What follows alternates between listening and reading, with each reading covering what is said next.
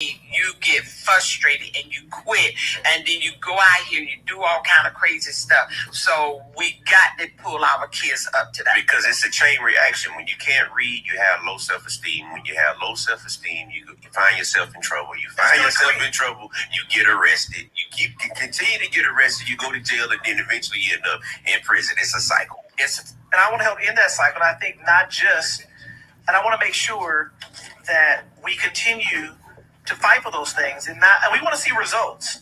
I'm results oriented, right? You know, like I said, I mentioned before, I think Karen's a nice woman, a very wonderful woman, but in my opinion, she hasn't gotten the job done. I know for some people who really support her and they like her, it's hard for them to hear that. But I really want to be able to take it further and really to be able to make more changes for our African American youth in our community. Yeah. We got a few more minutes. Can you, Robin, we're live. One last time, what they're going to get when you elected to this seat? Yeah, one of the things they're going to get, the one important thing they're going to get is Morning. experience in education. Hey, happy birthday. Happy birthday. We're live. I had to turn it on early for some reason. Wow. Although it's not seem to be connected to Facebook. Yeah, what you mean, Steph? No, I was listening to radio. I heard you call in and you was like, well, the rest of when we say stiff, that means you hit for real. Oh. I don't think Robin knows that we're live. We're live what, on radio or just We're live Facebook? on Facebook, yeah. Oh, okay. All right, that's funny. Well, I didn't know whether Michelle would disconnect my call or You not. see that?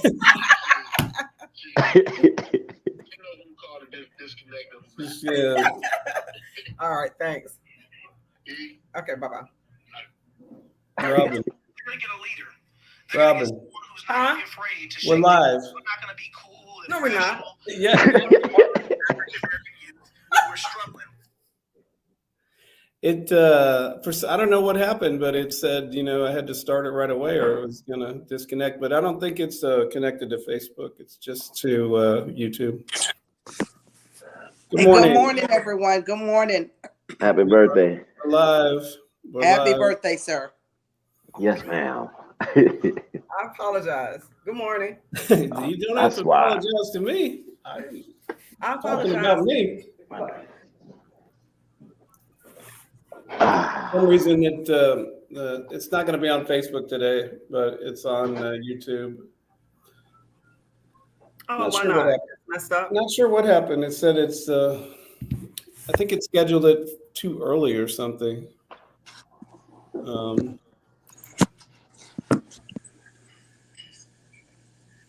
Maybe Elon Musk bought it and changed his No, mind. I don't want nobody to talk. we're live on Twitter. Oh, okay. Not that Okay. anybody's watching that. And YouTube. Wow. Well, you said we live. I see it saying it's live for 3 minutes and 14 seconds. I think I must have. Messed up the time on the when I scheduled it because it looked like I had to go live or it was going to disconnect. Wow. What's up for today? Your favorite topic, Uh-oh. the 4 agreements, and Robin. Whoa. Right away, we got somebody that wasn't impeccable with their word. Listen, I have been at a retreat, a work retreat. Just I'm still here. stop. So someone, okay, here we go. There we go. Darn. Hello. Hello. Good morning.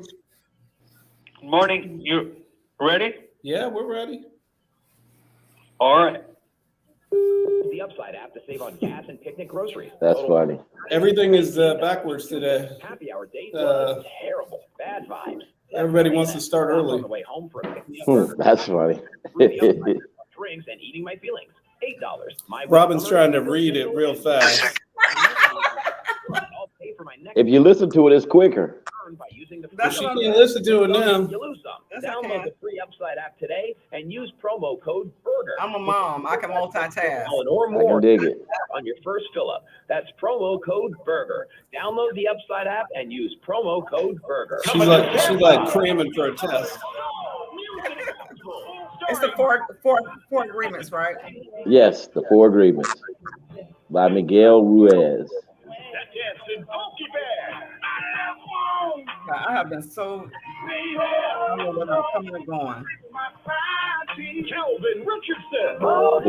4 Agreements will break anybody down. I don't care who it is. It'll come get you. Nelly Tiger Travis. Ronnie Bell.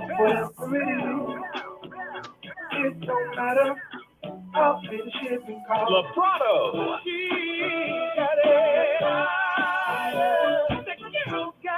And Fat Daddy, hosted by Miami's own comedian, Marvin Dixon. The Southern Soul Music Festival. Saturday, October 1st, 8 p.m. at the Morzani Hall. Tickets available at the Straz Center or online at strazcenter.org.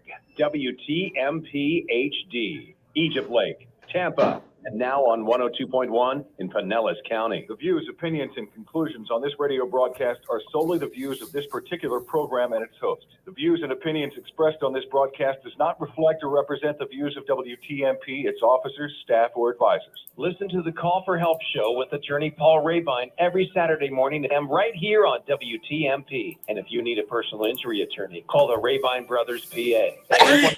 305-285. 813-305-7285. Good morning. Good morning and welcome to the Call for Help show. I'm your host, attorney Paul Rebein. With me in the studio, as always, are my co-hosts. Malcolm, you're officially back, so I'm going to introduce you first. Malcolm in the middle. Welcome to the show, back to the show, Pastor Brenda Fruster, and Morning. Robin Lockett. If you're Happy looking birthday. for us on Facebook today, we're not there because something happened with our connection to Facebook. But we are live here on the radio. If you want to join this conversation, give us a call, 888-247-8712. Today, we're going to talk about a book that Malcolm has been encouraging Robin to read, but she just refuses. just refuses. Just refuses to do it. The book is called 4 Agreements. We all made an agreement to read the first agreement. And That's it. Just one. That's it. And the first agreement is be impeccable with your word. So, like, if you give somebody your word, you do what you say. And Robin, did you read the first agreement? Yes, she did. I'll answer for you, Robin. Thank you. Thank you. Listen, in my defense, I don't know whether I'm coming or going these days.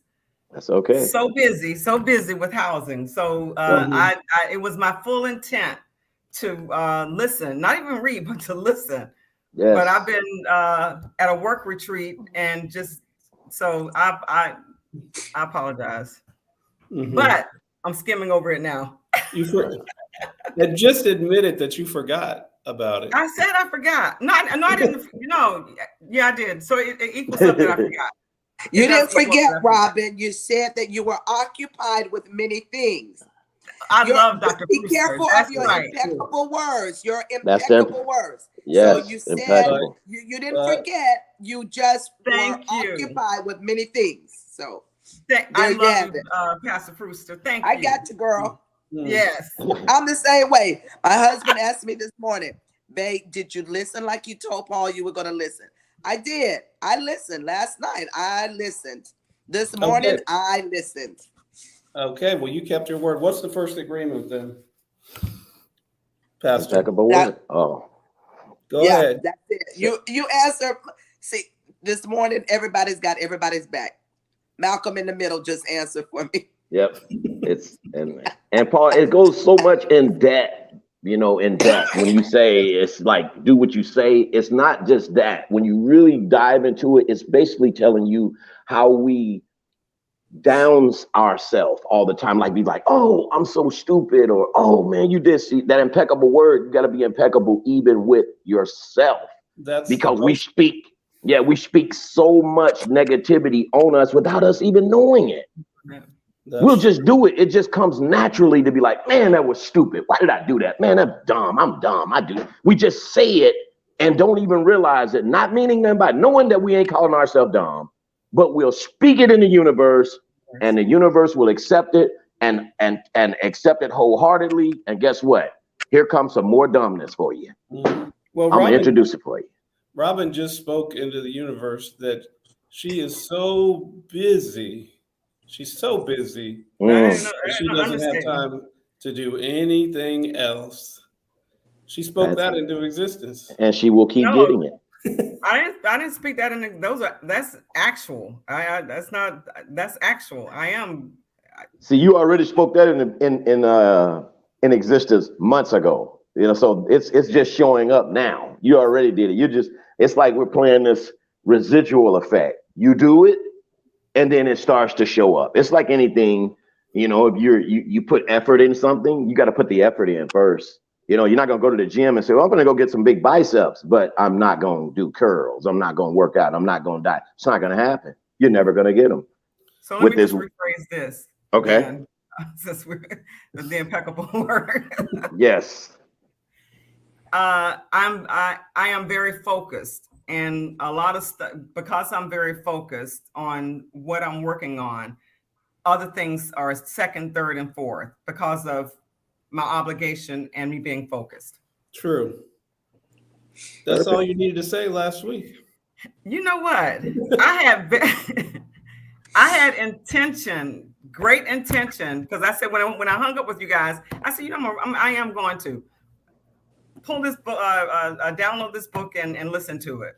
And then I got busy with something else. I just can't wait till you guys get past that impeccable word, because the one that we most humans deal with the most is number 2. That's the one. Okay. That's the one. That's the one that whips me and has been my entire life. And give us a preview. What's that? Oh, don't take anything personal.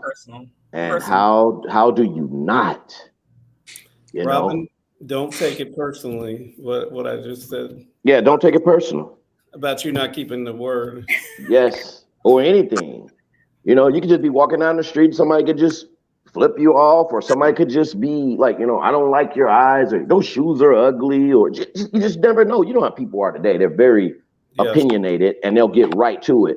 It's almost like you can feel so great in this outfit. You feeling yourself. Then somebody come up to you and try to tell you something like, man, that color looks terrible on you. And you accept that. You take it, even though you feeling great.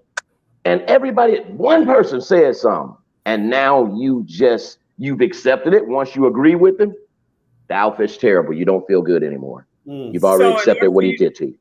In order for you not to take anything personally, you as a person have to be, built up, know who you are. You got to know who you are.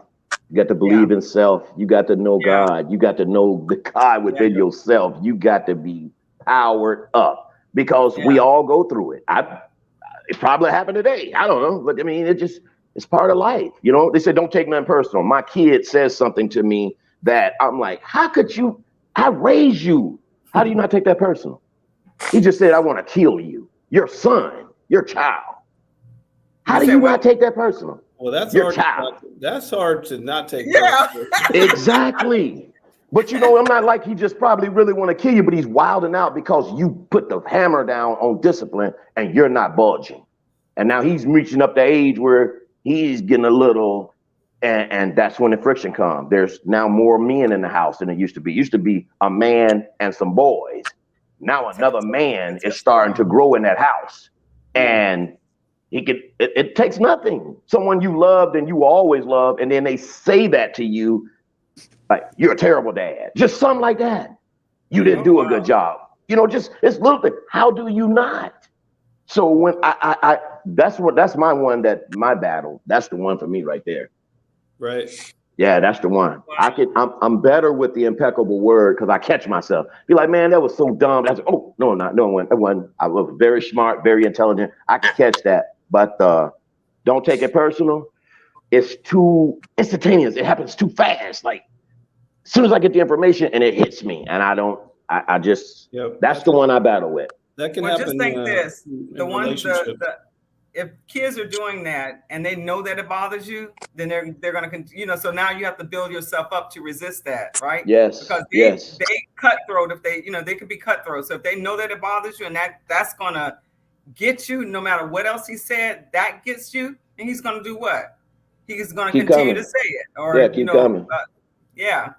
It's that's the one for me. I mean, it's everything. Wow. Somebody's telling you you're not good enough.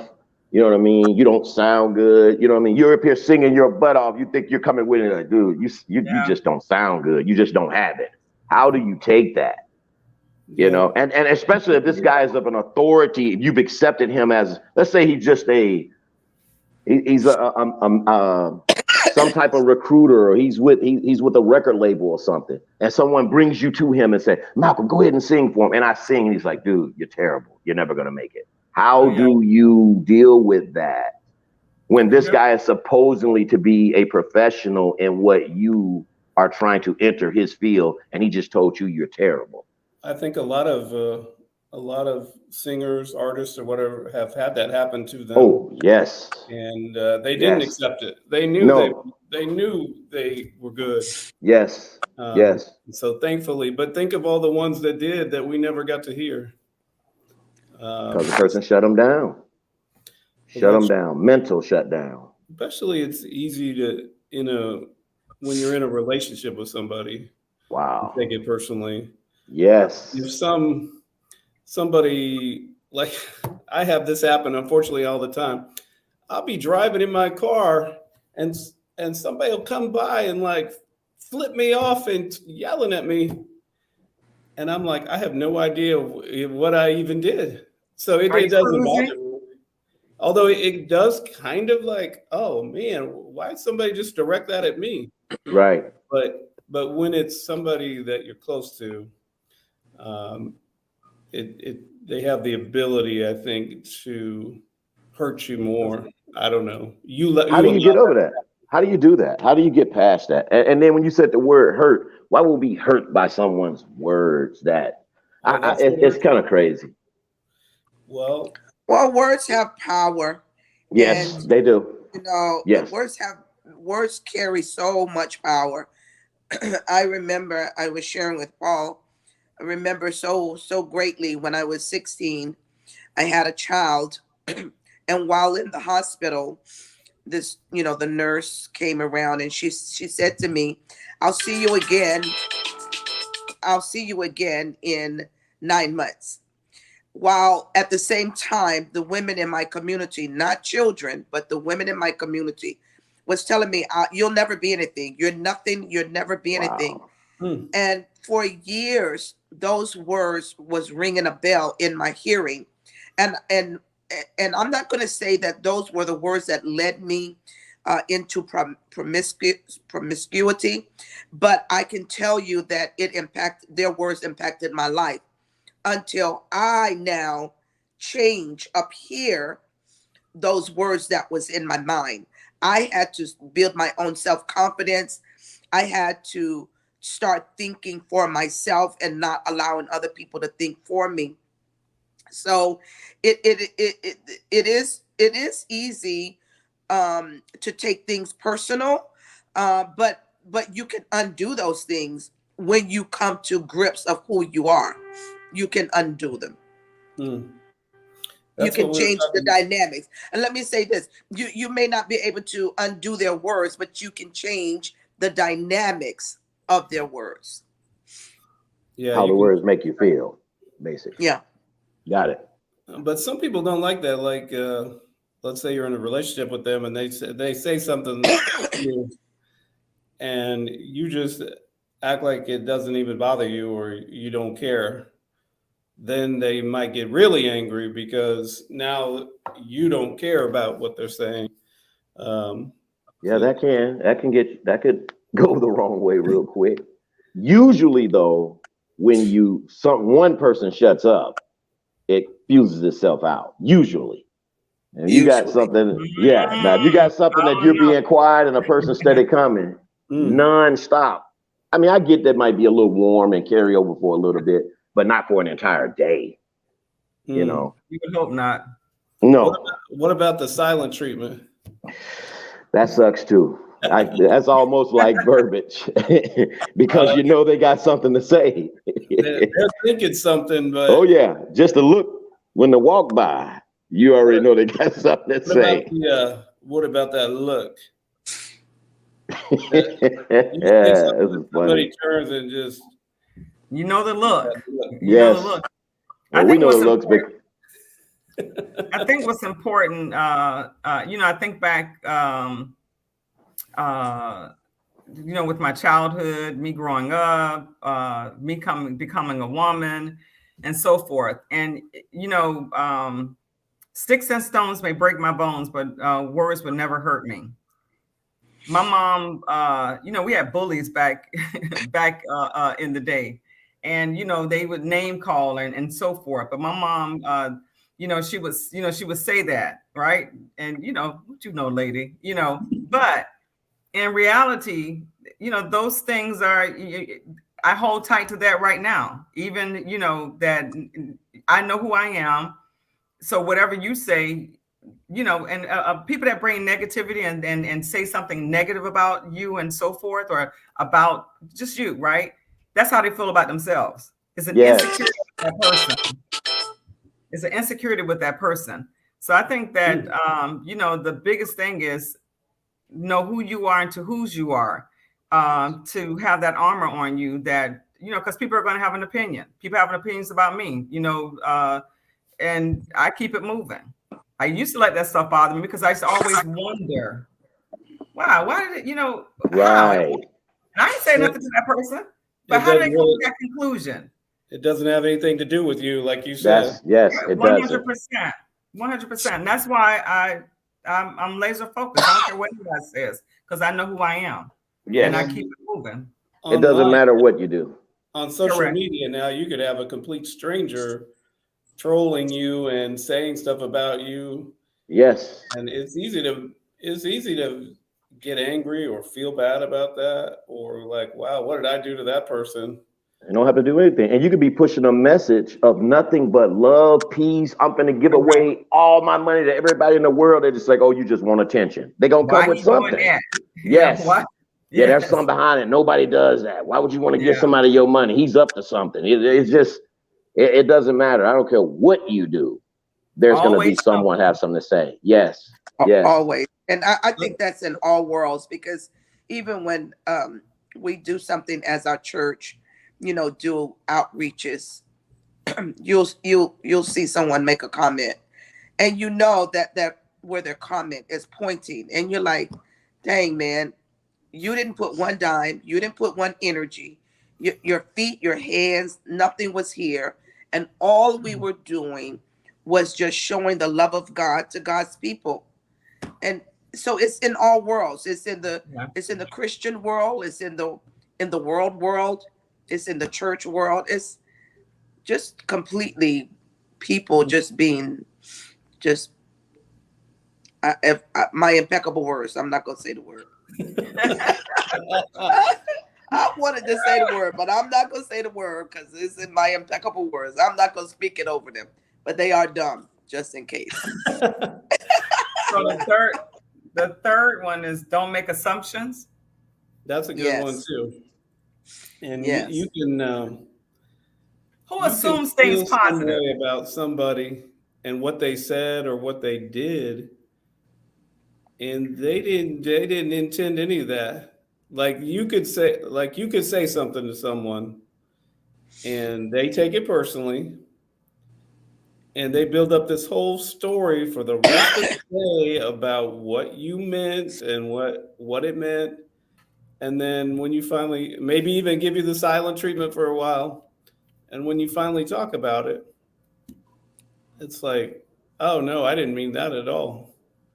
I didn't mean that at all. Or even worse, I don't even remember that conversation. Like if somebody holds on to something for a long time, and then they say, you finally kind of confront them with it, and they're like, I don't remember that.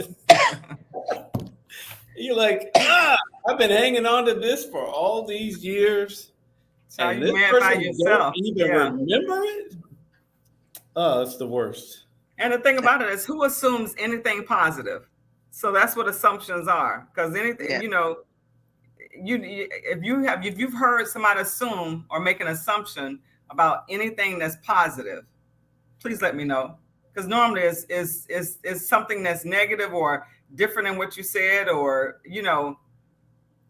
It's a rare thing. It's a Yeah. very rare thing. It's just how people are made. They create this third mind, and the mindset. It's the mindset, and it's, as I said earlier, the mindset that was implemented in me by other people. Until I changed that mindset, I was believing everything that they were saying.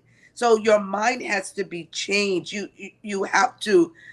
The Bible tells us that do not be conformed to this world, but be ye transformed by the renewing of your mind. And this is literally part of what this Ruiz man is saying with all of these 4 agreements. There is a Bible base in here with what he's saying, even though he has his own talk show going on. But as I randomly read and listened to the 4 agreements, the base of what he's saying is biblical. There is a biblical background. You have to have your mind renewed so that you don't speak the impeccable words, so that you don't assume, and so that you can do your best. You got to do your best. You can't take things personal. These things are all in the Bible. But I mean, it's good that he has gone out and taken it a little further for people that don't read the Bible. But when I read snippets of it, it's Bible based. Malcolm, you're muted. I don't know if you can unmute your microphone. I did not know that. I just looked down. I hear you talking, but I looked down and saw that. I'm glad you told me. So, so that's the 4th agreement. Always do your best. The 4th is always do your best. Yes. So let's recap. That's an easy one. That's easy. That's an easy one. You think that is? For me, it is. Oh, for people though, I'm just saying in general, because you know, some with people are very lazy. I guess, you know, maybe it won't work out for them, but that one, that's my easiest one for me. Not me. Yeah, that's my easiest. Because I always try to do the best I can. That's just something was drilled in a Mississippi boy, not supposed to be here. You're in a town. I mean, it's just so different now when I look back at growing up. So I wasn't really supposed to be here mentally. So that was something instilled in us. Mom, like, you always do your best, period. And then I can walk away and don't feel bad. But then I started to not understand number 2. So I did do my best. And then somebody said something. I took it personal. And then I went right back down the slump. So it was a reversal beat down. It's crazy how that happens. I would do my best, and then someone would do something, and I'll take it personal and destroy the number 4 right away with number 2. Well, because I did my best. I don't do my best in everything. You don't think so, Paul? Not like making the bed. Oh. I mean, I mean, like, Paul, just things that really count. Not like if you tie your shoe up really well and then keep coming loose. Matters to some people. Yeah, I guess. Well, if that's some people that you have to keep happy, then you need to do your best with it. Yes. Sometimes I say, well, that is my best. And then you rest. Then you lay back. That's it. Well, that's it. I could, but it would take about 20 minutes to make the bed. And why is that? I don't know. Like, I have a hard time like folding clothes and getting creases, you know, to line up and making that bed. I guess I'd have to like tear it apart and make it over from scratch. But that'd be the easiest. I just try to make it, you know, just pull up the covers and throw the pillows on. That'll work too. My mom, but it's not my best. She drilled that in us. If you didn't do it right the first time, you had to do it over again. If you didn't, I remember this time I was kid washing dishes, and I think I left one fork Sunday dinners. I used to hate to wash the dishes on Sundays because that's when, my mom really cooked. And there was a fork dirty. And she pulled me out of bed, pulled down dishes, and made me wash all those dishes over again. All of them again. One fork. Wow. Because she said, I don't know whether any of the, what's dirty and what's not. So just for the heck of it, she pulled it down. And but she would make you go back and do it over and over again until you perfect it. And that's why I am the way I am now. Like, But that would probably make you not want to do dishes at all. I had a reverse deal like that. Mine was like that. What you're saying, Robert, with my mom, because my mom was a school teacher, and I would just like, let me read something. Her punishment was reading because I would take the whoopings, and the whoopings weren't working anymore. So she would like make me read. So I was sick of school. I was sick of school by 8th grade. I was done. Oh wow! In my head, I was like, I cannot do this anymore because my mom won't let me be a kid. She's on me. She can hear us out on the street and we say "I is," just joking. We used to do that back in the day. Oh my God, you'd have thought you cussed. She comes running out of the house. She can't hear nothing. But if you say something that don't sound like it should be in the English vocabulary, here comes Dorothy Shaver's Joy, and she is coming. And we'll write it down for you and make you write it 1,000 times on a sheet of paper. She did not play about that. She was true about the education, and I love her and thank her for all of it because it made me a different human. That is funny, like what we're talking about, believing, what you say. Yeah. How they in school they used to make you write on the blackboard, I will not do whatever it is you just did 1,000 times. Oh yeah. Oh yeah. Sure did. I will not be late. I will not chew gum. But I will not throw spitballs. They should have said, "I will be on time. I will be on time." Yeah. Oh, that's something we should be teaching in school. Never left school. Some, processes or some things should have never left school. And a lot of them should be added because there's a lot of things they're teaching us that is just, I'm like, I will never use algebra ever. I know, right? Why are we learning that? We should be learning more about ourselves over that subject alone, algebra. Unless you're going to be this engineer or some type of mathematician. Why is that even? Because I never use it. It teaches your mind how to solve problems. Really? Solve problems with 1 plus 1 equals 2. Yeah, algebra has never solved a problem in my life, ever. So I don't know. Help me out, Paul. What problem did it solve? Help me out with one of them that it helped you solve one for you. Just like grows your brain, it grows your thinking ability to solve problems or to think through problems and solutions. What I always liked about it. Oh, he would like algebra. Wait a minute. What, did you like algebra? Yes. Oh, okay, cool. Like wow, that's first person answer. Why did you like algebra, Paul? Because there was an answer. There was a right answer, and you could get to it. It wasn't just sort of vague or whatever. Give me your opinion on this. There was a correct answer. So 2 plus 3 equals 5 is not an exact answer. No, I mean like in other classes, they were just algebra was not a 2 plus 3. Let me tell you. And that's what I'm saying. Paul, algebra was one of those. I failed math. But let me tell you, as I'm listening to Paul and I'm looking back when I was in school, it really was helping you learning to solve problems because you had to think your way through it. And I didn't want to think my way through how this and this is going to equal that. I didn't want to think my way through it. But if you think about the process of it, it forced your mind to think. So it would help you to solve problems, I guess. I didn't like it. I was terrible. Do you remember how to do it? Terrible. Did I not? Paul or me? Because I told you I failed it. Paul. Oh, either one. Do you remember how to do it now? I remember some of it. But I'm not. You see how you're not using it, right? Look at you. You're an attorney, a very successful attorney, and you don't use not one bit of it in your practice ever. Oh, but the problem solving though. Hold up. I can tell you 1/3 of any number. Because that's my fee. Wait, before we hang up, Paul, do you have great news?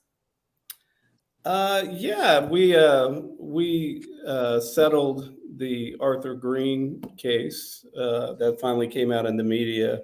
Finally. Yeah, we're gonna do a show Wow. about it, so I don't want to get into it too much. Oh, good. But this case, Mr. Green was killed by the Tampa Police Department when they pulled him over, and he was having he had diabetes. He was having a hypoglycemic episode, and they thought he was drunk. And they took him to the ground. His blood sugar was very low, and they two of them were handcuffed him behind his back while he lay on the ground, and one of them put his weight on his back while the other one pushed his legs forward, and this caused him to not be able to breathe, and he passed away. Well, this happened many years ago, and yeah, we've been fighting it. We filed it in federal court. It was dismissed. We appealed it to the 11th Circuit. They agreed it should be dismissed. We appealed it to the U.S. Supreme Court. They did not take the case, but we still had one, state law claim for just negligence.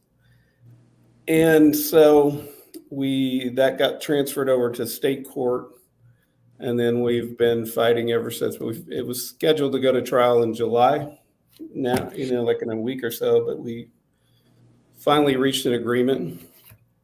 And I'll get into it more, but one of the things about the agreement that I was most happy about is that we got the city to agree to change their policies and procedures to not, if you have somebody in a prone position, meaning on their stomach, as soon as you get them handcuffed, you have to turn them on their side, and you're not to put your weight on their back. And so we hope that these new procedures will, save lives. So sometimes as an attorney, attorneys get a bad rap sometimes, but sometimes you can do good and change things for the better. Yeah. And this is one of those cases, but we're going to have the family on. We're going to do a whole episode about that. But yeah, I can't wait to see them again, man. That's beautiful. I'm so happy for them, man. Awesome. Yeah. Thank you. Unfortunately, our time here is up, so we will see you next time on the Call for Help show. Bye. See you. Bye-bye.